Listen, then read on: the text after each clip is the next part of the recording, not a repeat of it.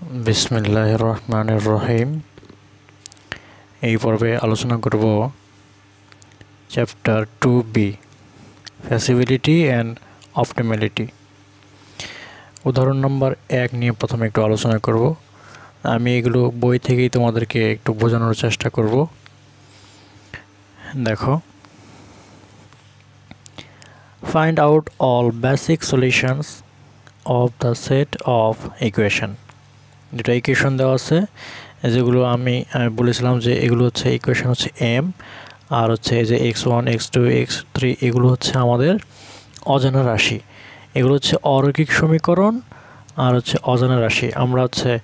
আমরা এই যে প্রথম এখানে দেখছিলাম যে এম এর মানটা ছোট আর এনটা বড়। এনটা কি? এনটা হচ্ছে আমাদের অজানা চলক, x1 x2 x3 x4। আচ্ছা, তাহলে এখানে সমাধানটা দেখো। The system of equation can be written in the matrix from as এত। আমরা এই ইকুয়েশনটাকে ম্যাট্রিক্স আকারে ax = b আকারে লিখে পাই। বাংলাতে তোমরা এতটুকু লিখলেই হবে। বাংলা তোমরা বুঝতে পারতেছো যে কেমন করে লিখতে হবে। তাহলে ম্যাট্রিক্স আকারে লিখে পাই, যেখানে a সমান এত, মানে এই উপাদানগুলো নিয়ে আমরা পাবো এখানে 4 2 3 -8 4 2 3 -8 এভাবে নিলাম। আর x সমান হচ্ছে x1 x2 x3 x4 পর্যন্ত, আর b হচ্ছে আমাদের এই যে 6 এবং 8 মানগুলো। এখন the column vectors of the coefficient matrix of A, মানে হচ্ছে এ এর উপাদানগুলো থেকে আমরা হচ্ছে কোএফিসিয়েন্ট ম্যাট্রিক্স নির্ণয় করে পাই, যেখানে ভেক্টর হচ্ছে এই যে প্রত্যেকটা কলাম নিয়ে আমরা একটা করে ভেক্টর গঠন করব। 4 3 2 5 3 4 -8 -6, এটাকে আমরা a1 ধরলাম, a2 a3 a4, আর এটা হচ্ছে এই যে 6/8, এটা হচ্ছে b। এখানে র্যাঙ্ক হচ্ছে 2, এখানে সারি হচ্ছে 2টি, র্যাঙ্ক হচ্ছে আমাদের 2। Since a1 a2 a3 a4 আর লিনিয়ারলি ইন্ডিপেন্ডেন্টস, এগুলো বাংলাতে তোমরা লিখে নিলেই পারো, যেখানে রৈখিকভাবে স্বাধীন। এখান থেকে এতটুকু লিখতে হবে। এরপরে তোমরা লিখবে যে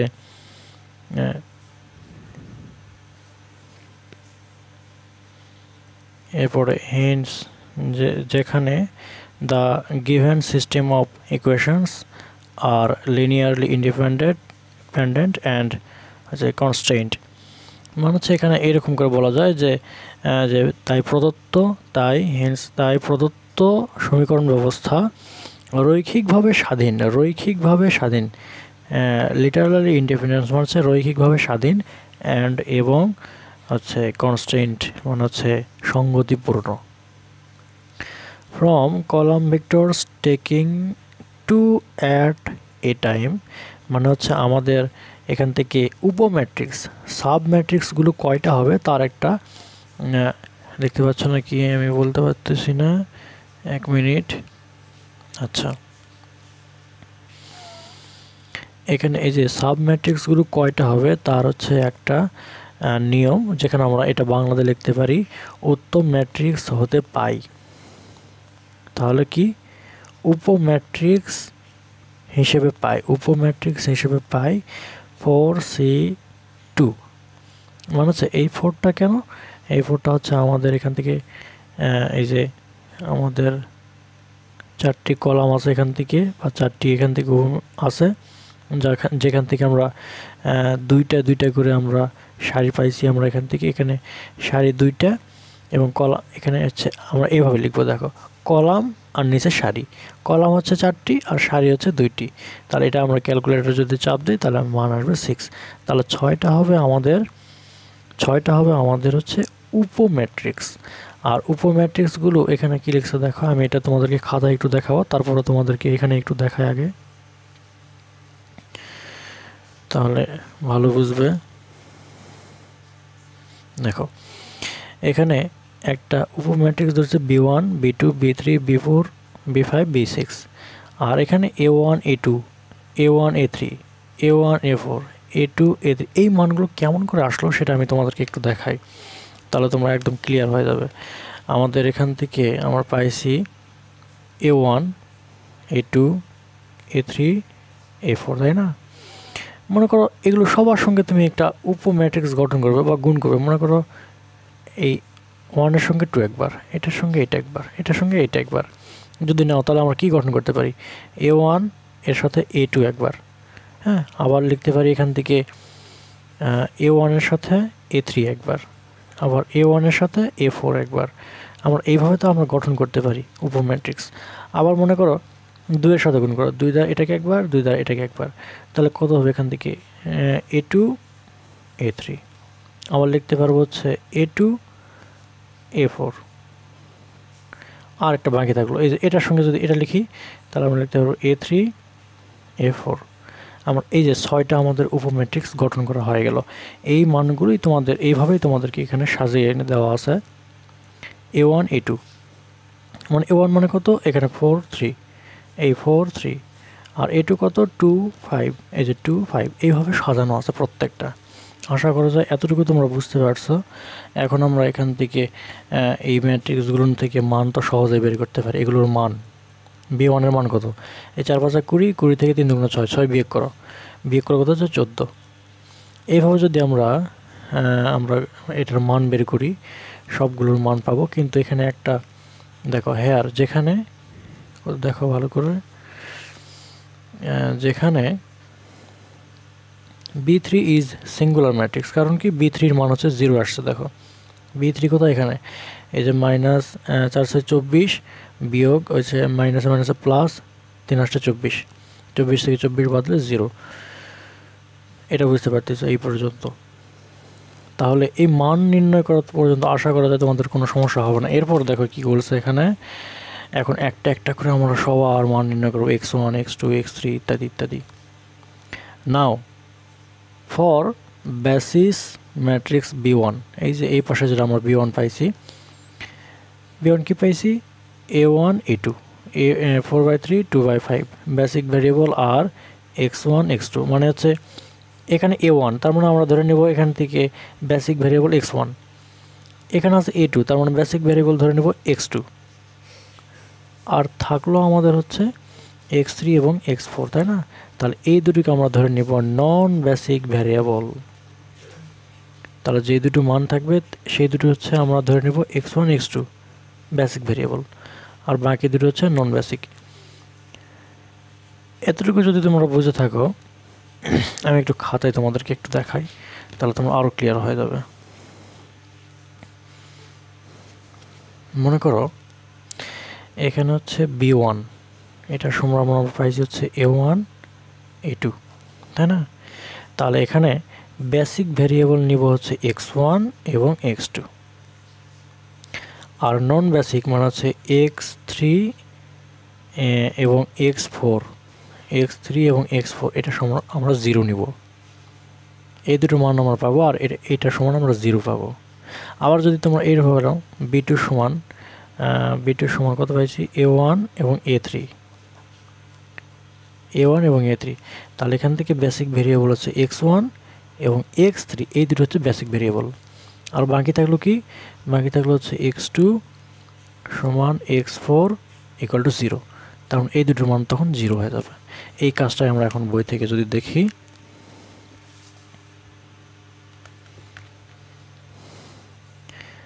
এই পর্যন্ত তোমরা ক্লিয়ার যদি হও, তাহলে বাকিগুলো খুব সহজ। একটু দেখো, তাহলে এই যে একটা হচ্ছে বেসিক ভেরিয়েবল, নন বেসিক ভেরিয়েবল ধরে নিলাম। এখন আমরা এই বেসিক ভেরিয়েবল থেকেই আমরা এখানে 4 আছে, 4x1, 2 আছে, 2x2 ইকুয়াল টু 6, যেটা মান b এর মান। আবার এখানে 3x1, 5x2 ইকুয়াল টু 8। এখন এখান থেকে আমরা x1 এবং x2 এর মানটা নির্ণয় করব। এটার মান কেমন করে নির্ণয় করতে হবে তোমরা জানো। আমরা এই যে 4 2 3 5 এটাকে একটা ধরলাম হচ্ছে ম্যাট্রিক্স, আর এখান থেকে আমাদের চলক আছে x1 এবং হচ্ছে ভেরিয়েবল আছে x1 এবং x2, আর এই পাশে হচ্ছে মান। এখন যদি সমান চিহ্নে 4 এটা যদি আমরা যখন এই পাশে নিয়ে যাই, তাহলে ইনভার্স হয়ে যাবে। আর ইনভার্স ম্যাট্রিক্স সমান আমরা কি লিখতে পারি? এই ইনভার্স ম্যাট্রিক্সকে আমরা কেন লিখতে পারি সেই জিনিসটা আমি তোমাদেরকে একটু খাতায় দেখাই।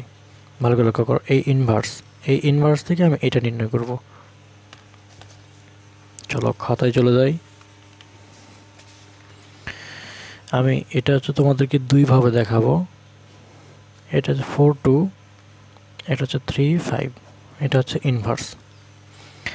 ইনভার্স ম্যাট্রিক্স নির্ণয় করা আমরা এইভাবে শিখছিলাম যে এ ইনভার্স যদি হয়, এ একটা ম্যাট্রিক্স যদি হয়, এ ইনভার্স সমান আমরা হচ্ছে পাই অ্যাডজয়েন্ট এ এবং এ এর মান, অ্যাডজয়েন্ট এ এবং এ এর মান দ্বারা যদি ভাগ করে দিই তাহলে এ ইনভার্স পাই।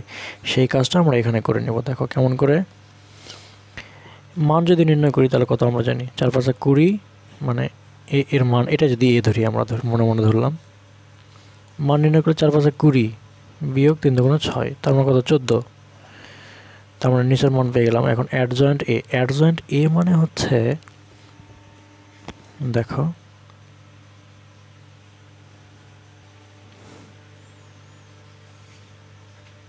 অ্যাডজয়েন্ট এ হলো এ এর সহগুণক এর ট্রান্সপোজ করব, এ ম্যাট্রিক্সের সহগুণক নির্ণয় করব, তারপর ট্রান্সপোজ করব, তাহলে আমরা অ্যাডজয়েন্ট এ মান পেয়ে যাব। কেমন করে নির্ণয় করতে হয়, যেমন দেখো এখানে আছে 4 2 3 5 ইনভার্স। এখন এখানে তোমরা এটা যদি বাদ দাও, দেখো তো এখানে 4 আছে, 4টাকে তুমি বাদ দাও, তাহলে এই সারিবাদ কলাম বাদ থাকবে 5, এই 5 লেখো।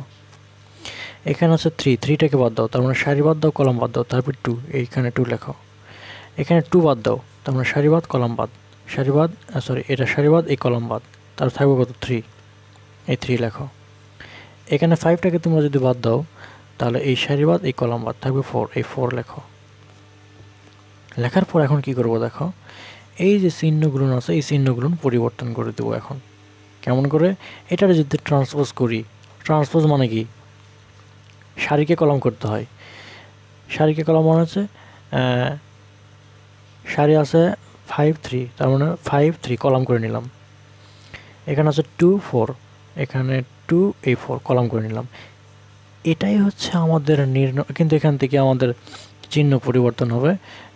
এখানে শুধু চিহ্ন হচ্ছে মাইনাস, এখানে মাইনাস দ্বারা গুণ করতে হবে। এটা হচ্ছে আমাদের হচ্ছে অ্যাডজয়েন্ট এ, এভাবে নির্ণয় করতে হয়।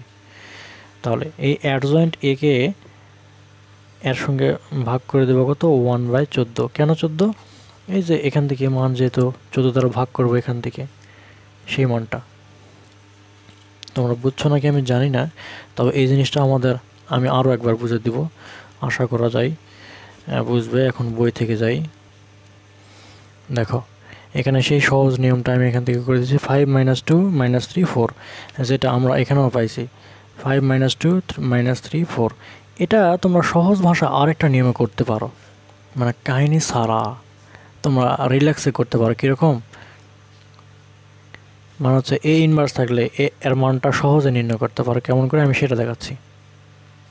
এখানে হচ্ছে 4 2 3 5, তাই না, এটা ইনভার্স নির্ণয় করবে। তাহলে কি করবে, 1 নম্বর কাজ হচ্ছে এই 4-এর জায়গাতে 5, 5-এর জায়গাতে 4 চেঞ্জ করে দাও, করে দিলাম। আর এখানে যা আছে তাই লেখো, এখানে 2 আছে, এখানে 3 আছে, তাই লেখো। আর এখানে শুধু এই প্রধান কর্ণ ছাড়া এই গৌণকর্ণকে আমরা মাইনাস দ্বারা গুণ করে দিলাম, হয়ে গেল। বুঝতে পারলে। আর এটার মান কত, এই যে মান হচ্ছে 4 5 20, 20 থেকে 3 2 6 20 বিয়োগ করলে মানে যে 14 বসাই দিলাম, এই মান তো আমার হয়ে গেল, শেষ, এতটুকুই। আমি তোমাদেরকে আরও একটা জিনিস দেখাই। মনে করো একটা এক্সাম্পল দিই। এক্সাম্পল হচ্ছে 3 4 6 2, এটার ইনভার্স নির্ণয় করব। তাহলে কী হবে দেখো, প্রথমে এই প্রধান কর্ণের স্থানগুলো পরিবর্তন করে দেবো। 3-এর জায়গাতে 2, 2-এর জায়গাতে 3, মানে হচ্ছে 2 আর নিচে হচ্ছে 3। আর এখানে 4 আছে, এখানে 6 আছে, তাই দিলাম। কিন্তু একটা কাজ করবো, এখানে একটা মাইনাস দিলাম, এখানে একটা মাইনাস দিলাম, শেষ। আর এর মান কত, 3 2 6, 6 থেকে বিয়োগ করবো 4 24, তার 24 থেকে 6 বাদ দিলে যেটা হবে 1/, লিখে নিলাম। বুঝতে পারলে, -1/18। এটাই হচ্ছে আমাদের নির্ণয় মান। এইভাবে মানগুলো নির্ণয় করব, সহজে নিয়ম। এখন আমরা বইয়ে চলে যাই। আমি একটা অঙ্ক অনেকক্ষণ থেকে বোঝাচ্ছি, কারণ হচ্ছে পরবর্তীগুলো অঙ্ক আর সমস্যা হবে না একটা বুঝলে। এই জন্য আমরা এই ম্যাট্রিক্সের ইনভার্স নির্ণয় করলাম, করার পরে এটা দ্বারা এটাকে গুণ করে দিলাম, এই ম্যাট্রিক্সের গুণ করার পর হচ্ছে 14 দ্বারা প্রত্যেকটাকে ভাগ করে দিলাম, ভাগ করে দিয়ে আমরা এখান থেকে 1 1 পেলাম। তার মানে ভ্যারিয়েবল এর মান হচ্ছে x1 এর মান 1, এটার মান 1। তাহলে এটা x1 x2 x3 x4, x1 এবং x2 এর মান পাইছি আমরা, x3 এবং x4 এর মান এই যে আমরা এখান থেকে আগেই বের করে নিয়েছি 0। তাহলে কেবল আমরা একটা সমাধান পেলাম, x1 এর সমাধান। ওই একইভাবে দেখো b2 বেসিস ম্যাট্রিক্স হচ্ছে b2 a1 a3, এটা লিখে নিলাম। এখান থেকে আমরা সমীকরণ 1 আছে 3 আছে, তার মানে x1 এবং x3 হচ্ছে বেসিক ভেরিয়েবল, আর নন বেসিক ভেরিয়েবল x2 এবং x2 এবং x4। তার মানে x2 এবং x4 এর মান হচ্ছে 0, কারণ কি নন বেসিক ভেরিয়েবল, এই জন্য। এখন তোমরা এখান থেকে সমীকরণ গঠন করো, সমীকরণ গঠন করার পর এর সহগগুলো হচ্ছে একটা ম্যাট্রিক্স পাবো, ভেরিয়েবলগুলো আরেকটা ম্যাট্রিক্স পাবো, আর এই পাশে মান। এখন এটা যদি সমালোচনা এই পাশে নিয়ে আসি তাহলে ইনভার্স হয়ে যাবে। আর এই ইনভার্সটা আমি তোমাদেরকে খাতা একটু করে দেখাই। এখানে ইনভার্স আছে 4 3 3 4, এটা ইনভার্স আছে। দেখো কি করব, এই 4 এর জায়গাতে 4 নিয়ে আসো, এই 4 এর জায়গাতে এখানে 4 নিয়ে আসো, এই নিয়ে এলাম। ও এখানে তো সেম মানগুলো দেওয়া আছে, কোনো ইজি নাই, এখানে শুধু একটা মাইনাস দ্বারা গুণ করে দাও, এই ইনভার্স হয়ে গেল আমাদের। আর এটাকে যদি আমি এই মান বের করি, 4 4 16, 3 3 9, তাহলে 16 থেকে 9 যদি আমি এখান থেকে বাদ দেই, এই মানটা এখন আমরা এখান থেকে পেয়ে গেলাম, বুঝছো? কত? 7। আমরা 1/7 এখানে লিখব, এই মানটা আমরা তখন পেয়ে যাব। যদি মনোযোগ সহকারে দেখো তাহলে আমি বুঝবো যে তোমরা আশা করি বুঝছো। এখন বাকি কাজ করব কি, এই ম্যাট্রিক্স গুণ করে দিলাম, গুণ করে দেওয়ার পর যে মানটা পাবো সেটাকে 7 দ্বারা ভাগ করে দিলাম, তাহলে আমরা এখানে x2 এবং x3 মান পেয়ে গেলাম। তাহলে x1 এর মান 0, x3 মান হচ্ছে 2। এখন 0 0, x3 মান 2, বাকিটা 0। এটা কেবল আমরা x2 এর সমাধানটা পেয়ে গেলাম। একইভাবে আমরা হচ্ছে এই যে দেখো b4 নির্ণয় করব, এটা থেকে সমীকরণ গঠন করলাম। এখানে ছিল কি দেখো a2 এবং হচ্ছে a3, তার মানে বেসিক ভেরিয়েবল x2 আর x3, বেসিক ভেরিয়েবল x3, আর হচ্ছে নন বেসিক ভেরিয়েবল হচ্ছে x1 এবং x4, মানে এগুলো হচ্ছে 0, আর এগুলোর মানটাও আমরা নির্ণয় করবো, এই দুটোর মান।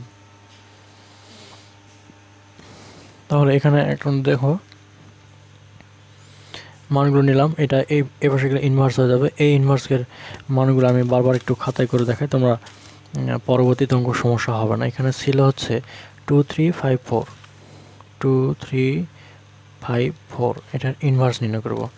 তাহলে প্রথমে মান নির্ণয় করো, 4 2 8, 4 2 8 মাইনাস 3 5 15, ভালো করে লক্ষ্য করো। তাহলে আমরা এখান থেকে এই মানটা পাচ্ছি 15 থেকে 8 7 15, তার মানে হচ্ছে -7 মান পেয়ে গেলাম। এখন এটার ইনভার্স যদি নির্ণয় করি তাহলে কী করব, দেখো এই প্রধান কর্ণের স্থান পরিবর্তন করব, 2 এর জায়গাতে 4, আর এখানে হচ্ছে নিচে 2, আর এখানে 3 থাকবে, এখানে 5ই থাকবে, কিন্তু এর সঙ্গে মাইনাস দ্বারা গুণ করে দেব। এটাই হচ্ছে আমাদের কাজ। আর সামনে -1/7, এই কাজটা আমি এখানে করছি। দেখো এই যে -1/7, 4 3 -5 2, বুঝতে পারলে?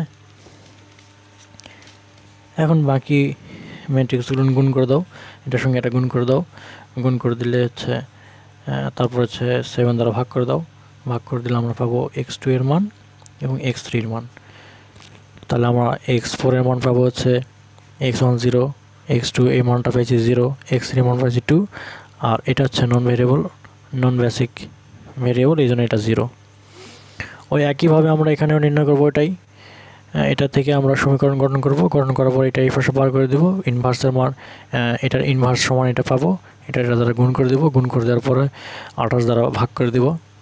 যদি ভাগ করে দিই তাহলে আমরা পাবো হচ্ছে 1, আর এখান থেকে -1/2, তাহলে একটা মান পাইছি হচ্ছে -1/2। ও একইভাবে -6 পর্যন্ত এই একই কাজগুলো কিন্তু বারবার করতেছি। দেখো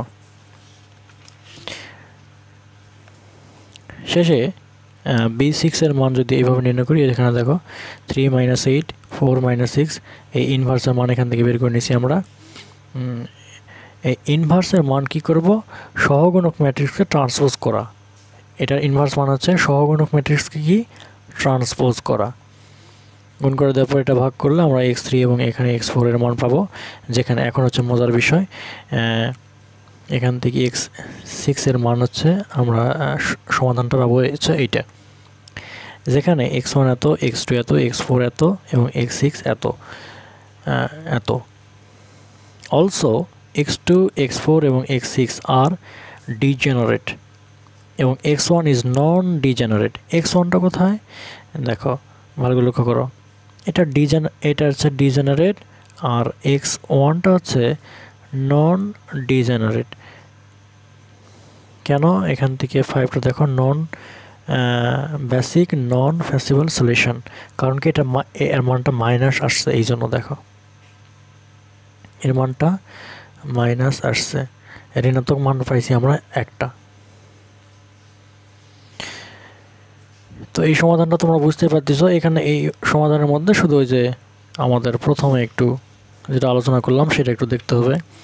এটা যদি তোমরা বুঝে থাকো তাহলে একই রকম করে উদাহরণ নাম্বার 2 পারবে, এটা তোমাদের কাজ। 3 আবার এখান থেকে আসছে হচ্ছে 5 নাম্বার। 5 নাম্বারটা ইম্পর্ট্যান্ট, 5 নাম্বারটা আমি এখান থেকেই বুঝে দিব। আজকে একটা অঙ্কই তোমরা পড়ো, একটা অঙ্কই করো এবং একটা অঙ্কই বোঝো। এরপরে একটা যদি বুঝতে পারো, বাকিগুলো কিন্তু সব একই নিয়ম, এই জন্য কোনো সমস্যা হবে না। এই জন্য তোমাদের এই কাজ হচ্ছে এই একটা উদাহরণ নাম্বার 1, এটাই তোমাদের কাজ, এটাই তোমাদের একটা হোমওয়ার্ক। এবং এর সাহায্যে কোন কোন প্রবলেম তোমাদের সামনে চলে আসতেছে একটু নোট করো খাতার মধ্যে। ধন্যবাদ। আজকে তাহলে এই পর্যন্তই। আমি পরবর্তী আলোচনা করব পরের যে ইম্পর্টেন্ট বিভিন্ন সালের পরীক্ষাতে আসছে এমন প্রশ্ন নিয়ে আলোচনা করব। সেই পর্যন্ত ভালো থাকো, সুস্থ থাকো। ধন্যবাদ সবাইকে।